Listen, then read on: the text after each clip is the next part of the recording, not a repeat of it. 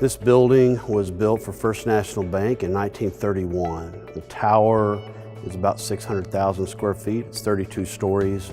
And this was the center of commerce from 1931 until about 1986, when First National Bank failed. In 1957, they added a center building, about 200,000 square feet, and then in 1972, they added a third addition, which takes us a full city block. It makes this building about 1.1 million square feet. It has been sitting in some form of neglect for about 25 years. In the late 90s, the bank had failed. There was no longer a bank in the building. The floors did not accommodate office space well, so it really began to deteriorate. Got in the ownership of some out-of-state people who just didn't spend money on it, and it kept losing tenants and losing tenants.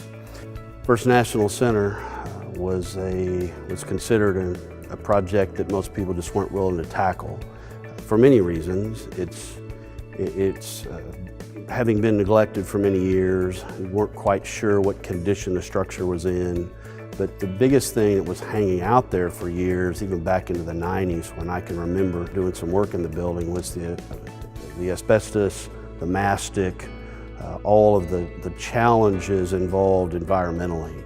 At that time, I can remember hearing numbers of well over $20 million of problems that had to be dealt with, which was a number that we had not seen in Oklahoma City before, and nobody had really taken on that big of a challenge until maybe the Capitol.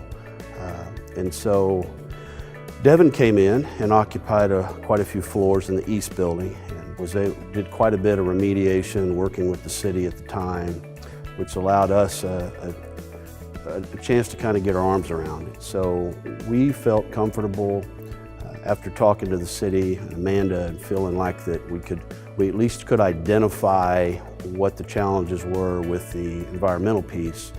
On the brownfield site, we had about $10 million on our brownfield program.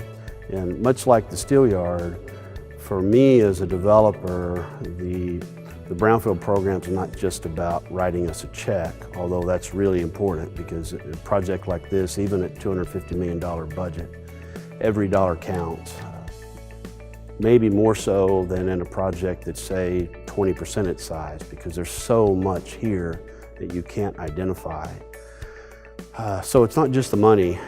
It's an incredibly challenging project to get your arms around and make sure it's done properly. So for us, the benefits of the brownfield program are having the city and Amanda and her team being able to bring in experts in, help us work through things we don't understand, everything from filling out forms properly to educating us on what a report means and what needs to be done, so at the end of the day we've got a project that we can not only be proud of, but that any lender at any point in the future that wants to put a loan on this building, assuming we sell it someday, will have all the documentation they need and know there's not a problem.